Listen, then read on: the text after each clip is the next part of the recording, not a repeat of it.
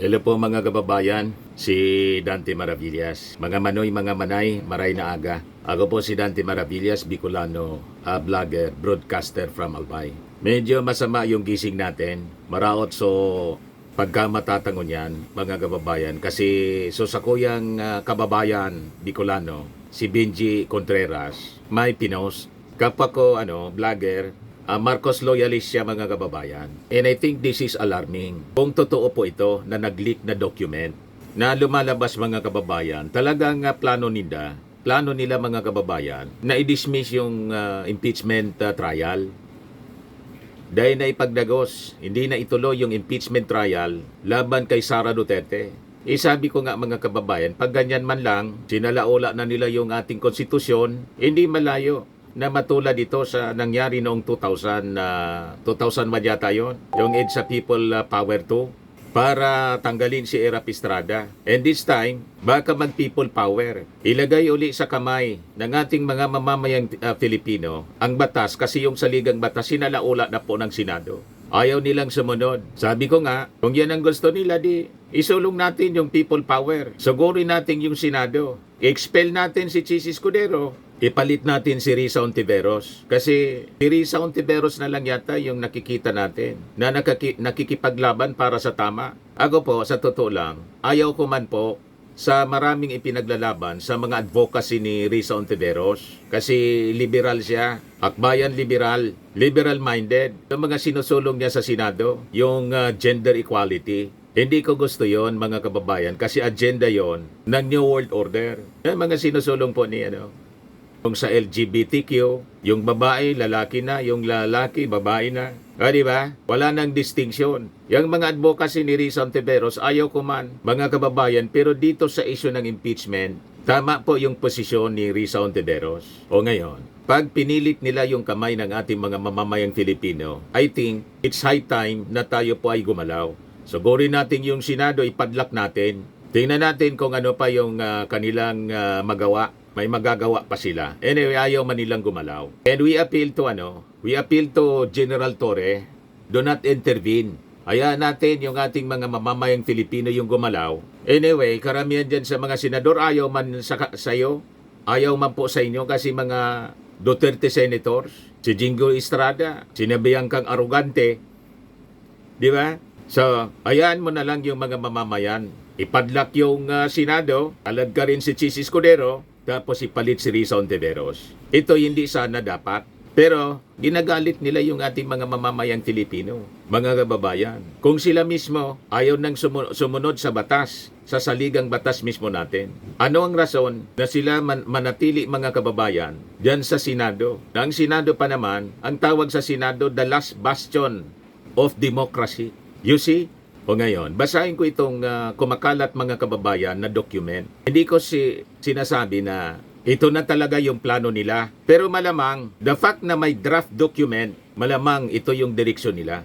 Somebody nag-leak ng document sa social media. Siguro, para malaman ng ating mga mamamayang Filipino, wala pa man itong pirma po. Draft nga po, draft document. Baka yung intensyon na nagpakalat nito sa social media para malaman ng ating mga mamamayang Filipino ang maitim na plano ng mga senador. Mga senador ni Sara Duterte, hindi senador ng ating mga mamamayang Filipino. Yan draft. Wala pa man pong mga pangalan kung sino nag-introduce. Introduced by senators lang. 19th Congress of the Republic of the Philippines, 3rd Regular Session. Yan PS Resolution Number or Philippine Senate introduced by Senator Blanco. Ano ang sabi dyan mga kababayan sa resolution? Resolution declaring the de facto dismissal of the impeachment case against Vice President Sara Simirman Duterte by operation of the 1987 Constitution. Whereas, on February 5, 2025, 215 members of the House of Representatives signed an impeachment complaint against Vice President Sara Simirman Duterte, which constituted the articles of impeachment against her. Whereas, on the same day, the House Secretary General officially transmitted and endorsed the articles of impeachment to the Senate Secretary in the afternoon of February 5, 2025. However, the articles of impeachment were not presented in the Senate plenary on that day because the same had to undergo the necessary staff work prior to its inclusion on the plenary's agenda. Whereas, on the same day, the Senate adjourned its session in accordance with the legislative calendar embodied in the Senate Concurrent Resolution number 20. Whereas, because of the timing of the transmittal of the articles of impeachment, the Senate was unable to constitute itself as an impeachment court despite the lapse of more than 100 days since the transmittal of such articles. Whereas Article 11, Section 3, 6 of the Constitution clearly provides that the Senate shall have the sole power to try and decide all cases of impeachment. When sitting for that purpose, the senator shall be on oath or affirmation. When the President of the Philippines is on trial, the Chief Justice of the Supreme Court shall preside, but shall not vote. A decision of conviction requires the concurrence of 2/3 of all the members of the Senate. The trial shall forthwith proceed after the articles of impeachment have been transmitted to the Senate. Whereas the word forthwith is not a suggestion, but a constitutional command which connotes immediately. A delay in the fulfillment of such command clearly departs from this requirement and places in jeopardy the rights of the respondent, particularly the constitutional right to the speedy disposition of cases. Whereas Article 3, Section 16 of the Constitution further guarantees all persons to have the right to speedy disposition of their cases before all judicial, quasi-judicial, and administrative bodies. Whereas discussing the constitutional right to the speedy disposition of cases, the Supreme Court, in this case of Chincowi versus Andutan said, kinot niya mga kababayan, hindi na natin basahin ito. Ito na lang, yung mga importante na lang kasi mahaba. Whereas, the lapse of more than 100 days since the transmittal of the articles of impeachment without any corresponding action on the part of the Senate as the impeachment court is further aggravated by the fact that the 19th Congress is already in the third regular session which is set to adjourn sine die on June 13, 2025, a few days from now, June 2, 2025. Ito na yung importante mga kababayan. Whereas, the own rules of the Senate also prohibit the crossover of the impeachment proceedings to the next Congress. Rule 44, Section 1 to 3 of the Senate rules unequivocally provides that all pending matter and proceedings shall terminate upon the expiration of one Congress, but may be taken by the succeeding Congress as if presented for the first time. Dito tayo sa another whereas mga kababayan. Whereas, the presentation of the articles of impeachment to the Senate plenary is scheduled on June 11, 2025 or a mere 2 days before the sine die adjournment of the 19th Congress on June 13, 2025.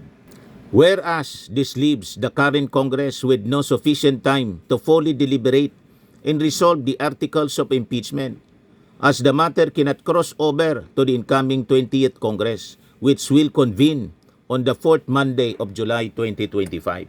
O ito na mga kababayan ang pinaka-importanting whereas.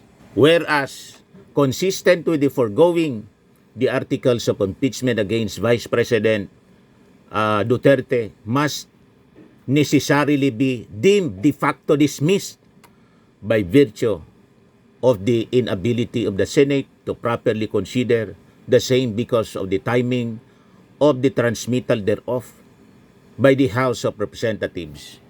Now, therefore, be it resolved as it is hereby resolved for the Senate to declare a de facto dismissal of the impeachment case against Vice President Sara Duterte by operation of the 1987 Constitution adopted. So draft resolution ito mga kababayan, hindi natin masiguro yung authenticity nito kasi draft nga po. Pero I think reading from the text, ito mismo ang sinusulong ng mga Duterte senators. Ito mismo yung posisyon ng mga Duterte senators. At malamang sa malamang, ito ang mangyari po. Kaya nga po lumabas yung mga balita na purposely dinidribble ni Chis Escudero ang impeachment case laban kay Sara Duterte para hindi na po matuloy ang impeachment trial. Ito ngayon ang mainit na pinag-uusapan, mga kababayan. Ayan mga kababayan, the impeachment niya, dead on arrival. May post si Tito Sen. Ito po. Sabi sa post ni Tito Sen, mga kababayan, June 3, 2025. Ano ngayon? June 4? O kahapon lang to. I just learned that the impeachment transmitted by the House of Representatives last February has never been referred to the Senate Rules Committee. Ay grabe. Pag ganyan mga kababayan, grabe ang kasalanan ni Chis Escudero. Hindi tayo nagtataka kung bakit ngayon pinagbubuntunan mga kababayan ng galit ng ating mga mamamayang Filipino itong si Chis Escudero. At hindi tayo nagtataka kung bakit si Chis Escudero nag-walk out nang mag-manifest si Risa Ontiveros sa session ng Senado. Ito mga kababayan, tingnan ninyo. Nag-manifest si Risa Ontiveros, biglang umalis si Chis Escudero. If I may. Salamat, Mr. President. Mr. Yan, President. if I may. Napakabastos. Salamat, Mr. President. Mr. President, the 1987 Constitution demands that the Senate continue with the impeachment proceedings already initiated without further delay. The rulings of the Supreme Court make it clear that first, impeachment is a non-legislative function of the Senate. This is Chavez versus Judicial and Bar Council, GR number 202242, 16th April 2013. And second, that non-legislative functions of the Senate are not affected by the shift from 19th to 20th Congress. This is the case of Pimentel Jr. versus Joint Committee of Congress, GR number 163783, 22 June 2004. It is true that the 19th Congress cannot bind the 20th Congress and all unfinished business will be terminated. But this is only true for any work done by us in the exercise of our legislative functions. Napakahalagang mandato po ng saligang batas ito, klaro at walang kalabuan. Once we receive the articles of impeachment, trial by the Senate shall forthwith proceed. Hahatulan tayo ng sambayanan kung hindi natin ginampanan ang tungkulin na ito sa sambayanan. Salamat, Mr. President. Noted. Majority Floor Leader. Pag hindi nila ginampanan mga kababayan, hindi ginampanan ng Senado yung kanilang trabaho. Ano pang rason na mag-function yung Senado? Isara na natin po.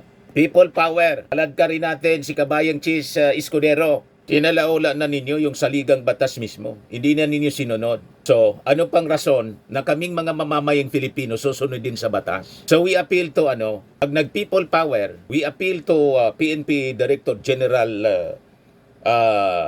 Nicolas Torre, do not intervene. Hayaan ninyo yung mga tao mag-express ng kanilang indignation. Kung kalad ka rin si Chis Escudero, huwag kayong mangingialam, General Torre. Anyway, majority sa mga senador ayaw man sa'yo.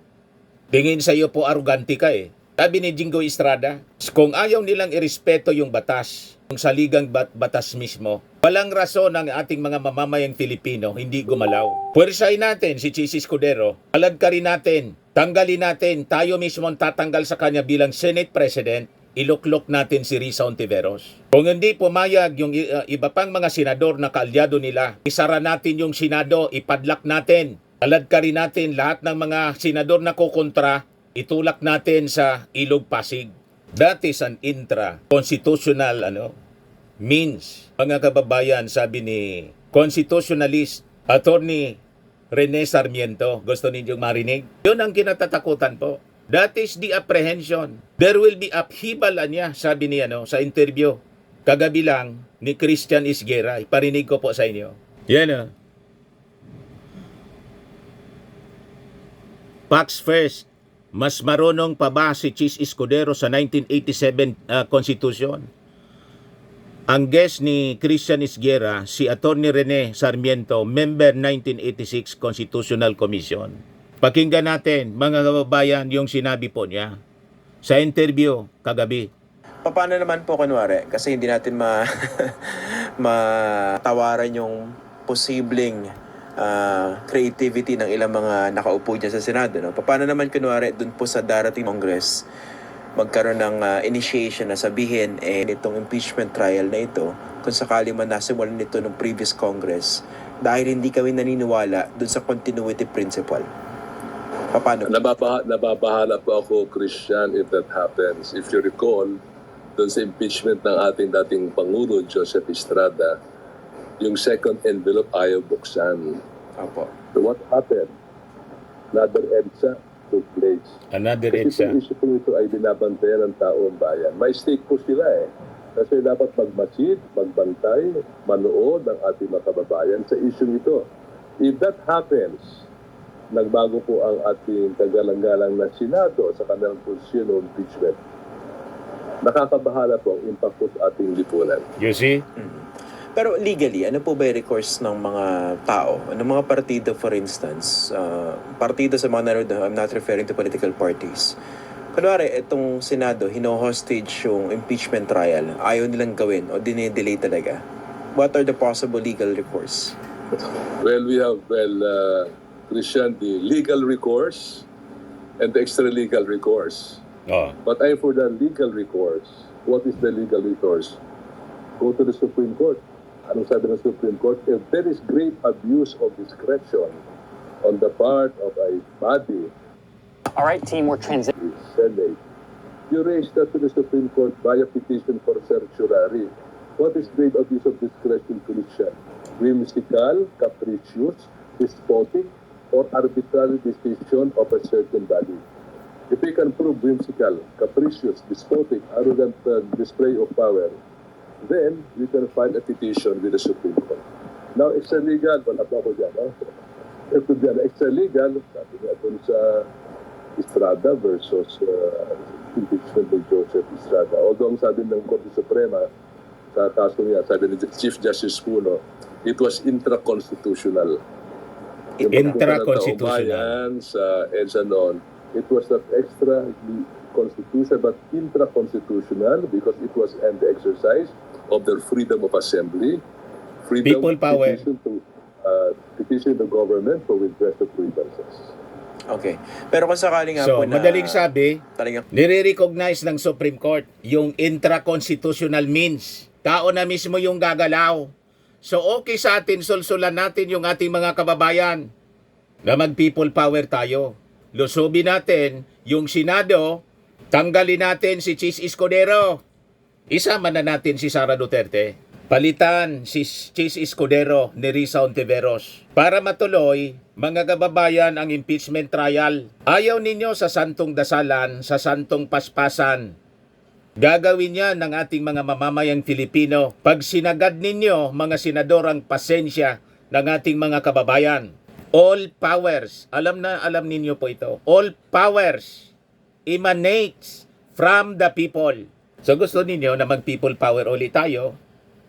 O di sige, gawin natin. Gusto sana natin, tahimik lang, yung constitutional process. Pero ayaw ninyong gampanan. Ganon din mga kababayan yung posisyon ni Attorney De Leon. Tagahanga dati. Party siya ng Duterte. Party siya ng Chis Escudero Youth Movement noong 2010. Galit na ngayon mga kababayan. Na-interview ni Christian Isguera. Yan sabi dito sa report ng abogadonews.com, tama na palusot. Senate must be condemned for delaying BP Duterte impeachment trial. Sabi po ni Attorney Dino De Leon. Yan yung post niya. The Senate cannot just delay its duty to convene the impeachment court forthwith. Ang palusot dati was the Senate was not in session. Ngayong may session, bakit hindi pa rin ginagawa? The Senate is culpably violating the Constitution by not convening the impeachment court, sabi po ni Attorney, abogado siya po, Dino Singson De Leon. Ito, pakinggan natin po, yung interview ni Christian Esguerra sa kanyang Facts First kagabi. Konstitusyon, ang ating mga institusyon, paulit-ulit nila itong baboyin. So para sa akin, pambababoy ng saligang batas. Binababoy at ng yung institusyon mismong konstitusyon ng natin. impeachment ang ginagawa ng Senado ngayon. Okay, kung clearly kinakalat ka ng mga senador yung kanilang mga paa dito sa impeachment trial, is there any way to compel them to do their duty, to perform their mandate? Well, merong posibleng legal remedy supposedly, which is yung petition for mandamus sa Supreme Court. Alam ko naka-file na yan, no?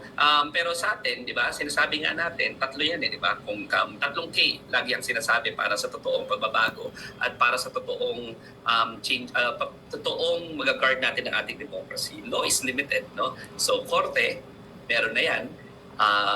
Ongoing yan. I think if my memory serves me right, ongoing yan sa Supreme Court. Wala pang galawang Supreme Court. Pangalawa ay yung Kongreso, no? So ibig sabihin, kailangan magpunta sa Kongreso. Sulatan natin yung mga congressmen, yung mga senador natin na dapat gawin nila yung trabaho nila. And pangatlo sa akin, kalsada. Kalsada. I think we have to go to the People power po. Kalad ka rin natin si Chis Escudero. Pusasa natin. Anyway, gusto niyang palampasin ang napakaseryoso mga kababayan na pagkakasala ni Sara Duterte, yung inciting to sedition, yung pagbabanta sa ating Pangulo, ipapapatay niya, si Lisa Marcos, pati si Martin Romualdez. Kung itong napakabigat na pagkakasala ng isang vice-presidente kaya nilang palampasin, anong rason hindi natin kaladkarin si Chis Escudero? Itulak natin po sa itulak natin dyan sa Ilog Pasig, ipalit natin si Risa Ontiveros para at least may matino tayong Senado. Kung mag-oppose yung mga Duterte senators, lahat sila kaladkarin na rin natin, ikandado na yan na Senado. Then isulong natin yung unicameral system. Tanggal na yung Senado. Yung House of Representatives na lang pamunuan yung unicameral system ni Martin Romualdez. O di tapos, tayo na yung gagalaw, mga kababayan. Huwag na tayong pipili ng mga senador, ng mga inutil, mga kababayan. Tama po. Ito yung mismong sinasabi na ng ating mga abogado ito. Yung isa, constitutionalist, nag-warning na po si Atty. Rene Sarmiento of possible upheaval, possible EDSA people power uli. Then another, ito pong si Atty. De Leon. Streets and exercise our constitutionally protected right to free speech to protest against the senators who are not doing their mandate properly. No? Sa akin nga pasensya na, but si Senate President Chis Escudero, dati po akong Youth for Cheese. No? Youth for Cheese yan, tagahanga. Aspirasyon noong 2010. Nawala yung paganga. Pero kung nag-a-aspire pa siya at tingin niya nag-a-aspire pa siya sa higher office at kaya niya ito dinidribble o gusto niya na manatili sa poder bilang Senate President, bakit pa meron bang nakatutok sa kanya na pag-withdraw ng support ng mga Davao Black? Ginagawa niya ba itong ano ba tawag dyan? Incentive, di ba? Ginagawa niya ba itong bargaining chip? Hindi natin alam kung anong motivation niya. Pero sa akin, bago pa yung political motivation mo to maintain your office, bago pa yung political motivation mo for higher office in the future, isipin mo muna yung trabaho mo Correct. under the Constitution. Yung sinumpaan mo. Binabo diba? yung konstitusyon natin. And defend the Itong mga Constitution. senador. That is part of your sworn oath as a Senate President. No? At kung may aspirasyon pa siya for higher office in the future, I-abolish natin yung Senado. Ikandado natin. Lusobin natin yung Senado. Pag ganyan ang ginagawa nila. Lalo na yung mga bagong block ng voters, yung Gen Z, Alokong to. millennials. Inuubos Pinakita nila natin yung na pasensya ng meron ating mga tayong mamamayan. say kung Ayaw sino natin dapat ng gulo. mananalo. Pero sa ginagawa nila, Ayos mga si kababayan, Escudero, ang pag-resign Hindi natin ng ito pwedeng impeachment. palampasin. Ngayon pa lang, nananawagan na ako na hindi na dapat yan ma-elect sa public office. Correct. And I'm calling on my generation mates, millennials, at ang aking mga hindi naman tayo magkakalayo ng edad, yung Gen Z, lahat ng block na yan. Kailangan, di ba? Tuldukan Sausawan natin tayo. ang politika Sausawan ni tayo kabayang ng personality-based Chis Escudero. politics. Huwag na nating iboto. Personality-based ang hustisya. Personality-based ang pananagutan. Personality-based ang accountability. We have to make sure that our institutions Napakasama ng working, plano nila. are strong enough, no? At dapat pagalawin natin sila. So dapat hindi Gusto naman nilang natin i-dismiss. Pero kung hindi niya sisimulan Without trial. ang investigasyon, hindi niya gagalangin ang impeachment proceedings, they should never win again. And we Correct. will promise, I will campaign heavily against these people. Sasama ako who sa kampanya are choosing against Chis politics Escudero. over and above their sworn mandate under the Constitution. Meron silang Wala mandato akong under the pake Constitution, kung Bicolano diba? siya. And we will campaign heavily against you. Consider this as a clear threat from an active citizen who will Correct. who we will do whatever it takes to salvage this country, and we will Buisit start ka, Chis. at the soonest possible time. But let this be a fair warning, di ba, to the senators. We will not hesitate to go to the streets and exercise our constitutionally guaranteed freedom of speech to compel you to do your job. Tandaan Correct. ninyo, ha, meron na noon Santong pa, paspasan nangyari tayo. ito noong Ayaw ninyo ng 2001, noong kumbaga mabuting parang usapan. pinagtatakpan ng Senado. Ayaw ninyo ng constitutional process. Katotohanan, pinipigilan ang katotohanan. Intra-constitutional ang gagamitin natin. Second Second envelope. envelope. Second envelope, if you would remember. I Head was sa people power. Grade 7 ako nung nangyari. Isara yung Senado, i-abolish. Impeachment proceedings. Dinubunting pa namin yan sa hard copy paper. Mga inutil At kayong ilalagay mga namin sa senador. common man kasi isasabit namin yan sa aming kasi. No? Kaya ako, yan yung isa sa pinaka-initial political awakening ko nung pinanood yung impeachment trial. Ano nangyari? Kinalit ninyo ang lipunan.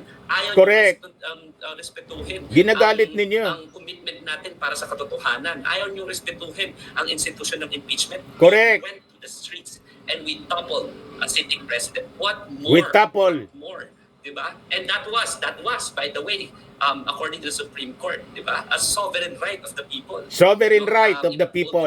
Ang people power. Ni Erap Estrada, the no less than the Supreme Court said, 'di ba, that was a clear right of the people. At in fact, nag-abandon ng office, sabi nila, si Estrada after that. No? So wag na sana nilang galitin yung taong bayan. Galit na eh. 88% of the people said, sabi Correct. sa SWS survey, they want accountability. Sinabi rin yan sa WRC survey nung April, kung naniniwala pa kayo sa survey. Pero sa akin, despite the survey, kahit na unpopular yan, gawin mo yung trabaho.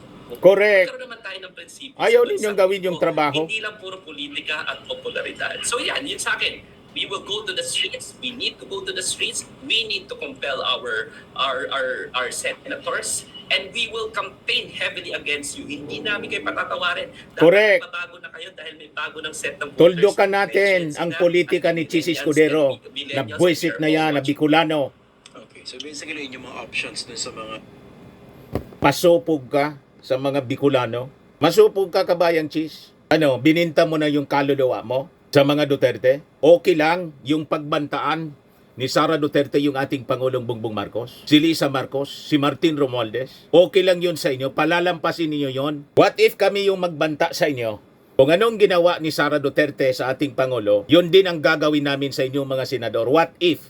Hindi kayo magrereklamo? What if kalad ka rin namin kayo through people power tulad ng ginawa namin kay Erap Estrada, ginawa ng mga mamamayang Filipino kay Erap Estrada? Di pala ako kasama doon. Yan ang tanong natin kay Chis Escudero. Pagkatapos ito, kumakalat na isang document nang sabi, now therefore be it resolved, as it is hereby resolved for the Senate to declare a de facto dismissal of the impeachment case against Vice President Sara Simirman Duterte by operation of the 1987 Constitution.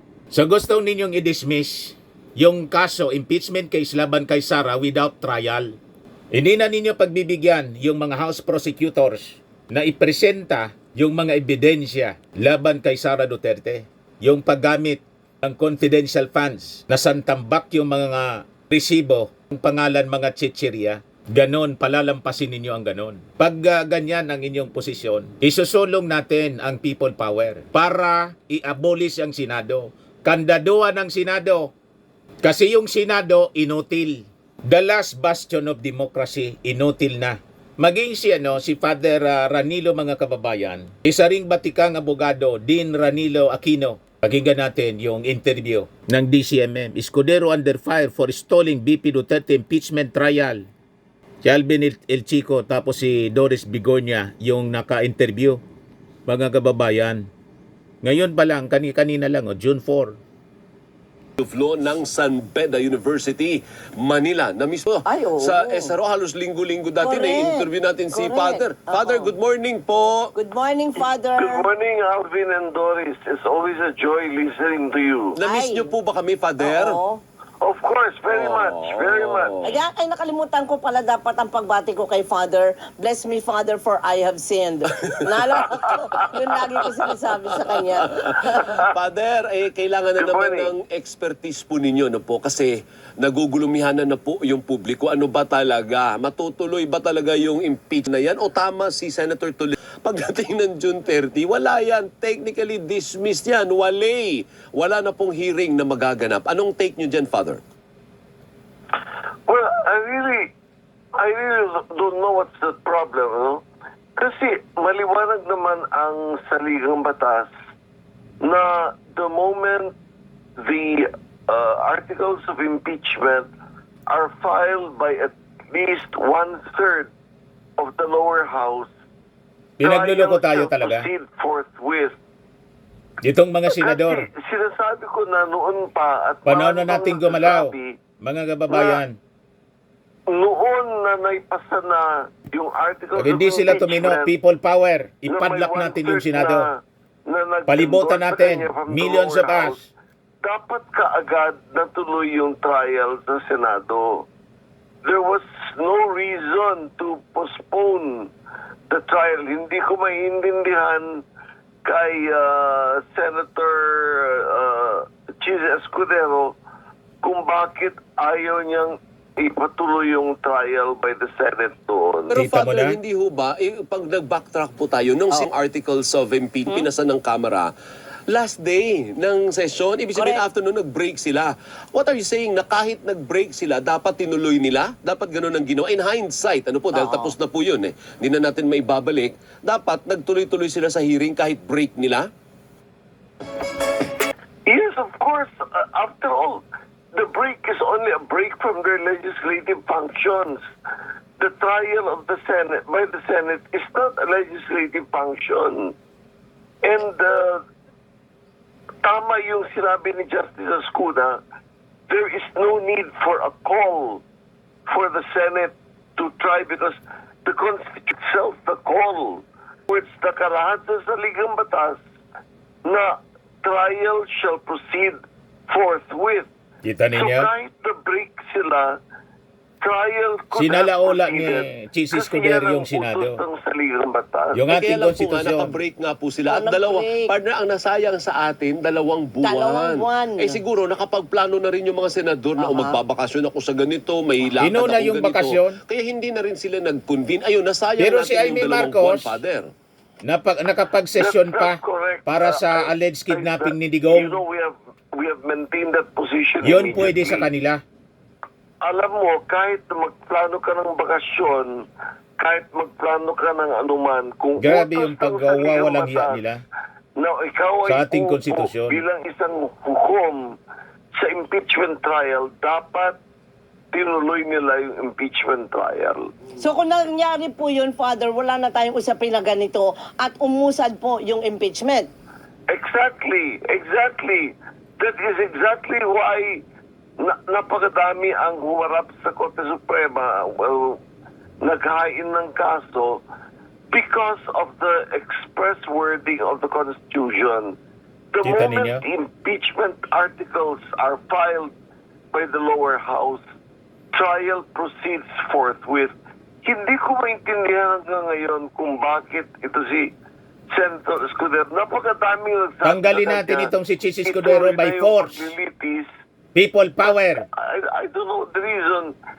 The break, as I said, is not an excuse. Tama. Binalagyan Pero Father, niya tapos- yung ating Oo, konstitusyon. Father, tapos na po yun, kasi nangyari na nga po yun. Oo. Ang dilema natin ngayon, tama ba ang interpretation ni Senate Majority Leader Tolentino na pagdating ng June at wala tayong hearing dyan, tapos na yan, practically, wala tapos na. Mga na. constitutional Do you agree with experts that? ito po. Or do you agree sa ibang opinion na hindi pwedeng tumawid? You know, I don't agree with the position na bakit matatapos at walang bisa na yung trial pagdating ng June 30? What's the reason? Kasi daw 19th What's- Congress daw yun. Oo. Initiate ngayon, papasok na tayo sa 20th Congress. Correct. Any business ng 19th Congress will end on June 30. Mismo. Right. That is exactly what I was saying when I was urging the Senate to proceed with the trial because of the unfinished business rule. Under the rules, any business that was left pending by the previous Congress is deemed wiped out when the new Congress convenes. However, Alvin and Doris, there is another interpretation of the Constitution that says that Senate is a continuing body. Why You see? continuing body? Kasi unlike the members of the lower house, Hindi na matitino yung ating mga senador, kahit yung iba dyan, mga abogado. every year, Binabaluktot nila yung the ating members saligang batas. of Senate are elected on a staggered Itanggalin natin basis. sila. In other words, we Pwersay elect natin, only people power. 12 senators every election, so may natitirang 12. And that is what leads many constitutional law experts to say that Senate is a continuing body. And therefore, if it is a continuing body, that rule on unfinished business is not a rule that applies to all matters pending before the Senate. Ikalawa, let's not forget, the impeachment trial is not an act of legislation.